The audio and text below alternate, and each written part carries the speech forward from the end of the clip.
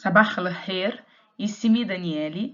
My name is Danielle, and I work for INMETRO, which is the National Institute of Metrology, Quality and Technology in Brazil.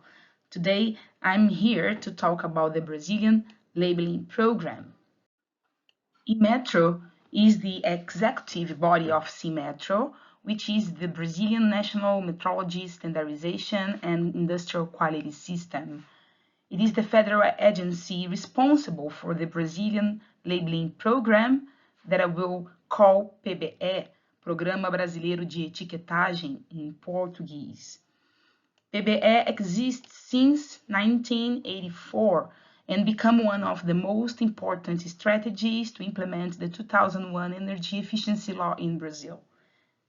A recent study conducted by INMETRO found that almost 90% of Brazilians remember the label, 75% know its meaning, and more than 60% have already taken the label into account when purchasing. The goal of PBE is to inform market agents about the consumption and energy efficiency of the evaluated items. Other features are often shown on the label as well, such as water consumption, noise level, gas emissions, and performance in power generation. With this, we believe that buyers are able to differentiate products at the time of purchase. The industry, in its turn, has a marketing tool to sell more efficient products, and the government has parameters for carrying out market transformation programs. Although the Brazilian energy matrix is mainly clean, with more than 80% of the energy from renewable resources, the impacts of the program include the reduction of the national energy demand and the use of thermoelectrics during peak hours, the increase of the industry competitiveness, and the energy savings of the Brazilian families. Today, PBE covers almost 30 different objects, including home appliances and lighting, as well demands related to generation of solar energy and other even more complex ones such as vehicles and building energy efficiency. We believe that the more the labeling is linked to other public policies, the greater its effectiveness. For example, vehicle labeling is voluntary, but 100% of the sector is labeled due to the tax incentives. PBE ends up connecting the quality infrastructure of our country, I mean standardization, laboratories, certification bodies, etc., with the needs of different policies in Brazil. So I will give here some examples regarding the interface with other government policies. PBE, as I told you before, is the main strategy to implement the Brazilian Energy Efficiency Law from 2001. PBE is the way to verify the compliance of the industry with the minimum energy performance standards of 10 different regulated products. PBE is an instrument of industrial policy as well, being a requirement to reduce taxes on the industrial production of refrigerators, washing machines, and vehicles. Housing policies often require Class A products for building affordable houses. This was the case with solar collectors for heating water. The federal government normative for public procurement, in its turn, establishes that the purchase of energy-consuming products must require A on the label. Another similar normative establishes that new buildings for the federal government must be labeled. The Brazilian Energy Conservation Program is a long-time partner with PBE. Procell's seal of endorsement recognizes the best of the best and uses PBE as a database for awards. In addition, several researches that are conducted by Procell support decision-making processes in the PBE. We highlight the possession and habits survey, which makes it possible to determine the products most used by the Brazilian population and thus define the PBE priorities. So, how does PBE work? Almost half of PBE are based on self-declaration, where suppliers directly inform INMETRO about the technical data of the products using test reports. First part, laboratories can be used to get the label, but the annual verification tests must be conducted by a third-part accredited laboratories.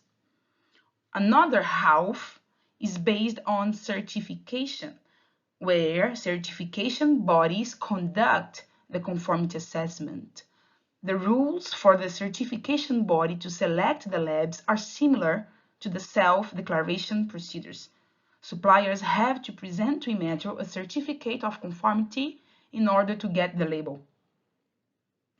PBE for building, in its turn, is based on inspection, where an accredited inspection body evaluates the building project and then the building already built.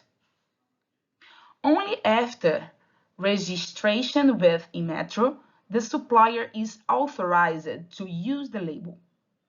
INMETRO, in its turn, publishes on its website the list of the labeled products to facilitate the comparison of the products available on the market. So let's take a look into PBE for air conditioners and its latest advances. So let me explain the main issues in the PBE for air conditioners. First, almost 80% of the products in the market were in A class. And in the A class, the difference between the lowest and the highest energy consumption achieved 60%. Besides all that, it was not possible to distinguish the inverter AC's gains in energy consumption because all the products were tested by the full load method. As a result, the labeling was losing its effectiveness. Consumers could no longer distinguish between higher and lower efficiencies. Actually, this means a rebound effect in which consumers tended to believe that all products in A were equally economical, which was not true at all.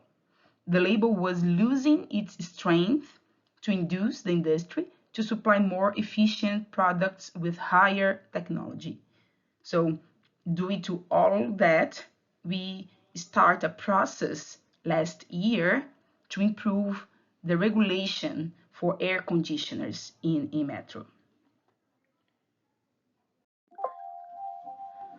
This slide shows how groundbreaking was the improvement of the Brazilian labeling program for air conditioners. First, we rescaled the label and we set a new criteria for the A class. By 2022, the new A class is set at 5.5 CSPF. By 2025, the new A is set at 7 CSPF. Besides that, we introduce the partial load method in the seasonal metric according to ISO 16358.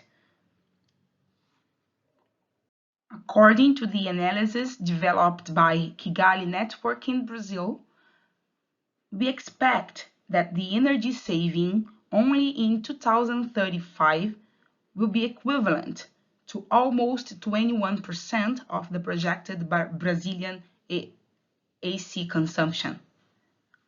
The emissions avoided only in 2035 is equivalent to 22% of the AC projected emissions in 2035. The peak demand reduction is equivalent to avoid 3 thermoelectric plants of Santa Cruz in Rio de Janeiro. Before closing this presentation, I would like to talk a little bit about the Brazilian labeling program for refrigerators and the challenges ahead. As with air conditioning, the label for refrigerator is no longer able to distinguish the products in the market, since all of the products are in a INMETRO has just started a discussion with stakeholders to improve their requirements.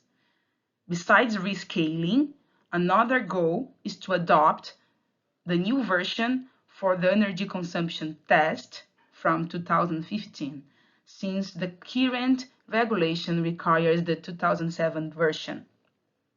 We are using the U4E guide as an important reference to set the targets. To conclude, I would like to share some thoughts about how the label can help rebuild Beirut.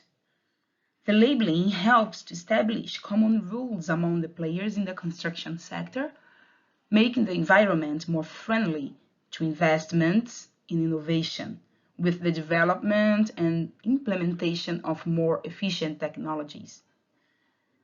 And the legacy.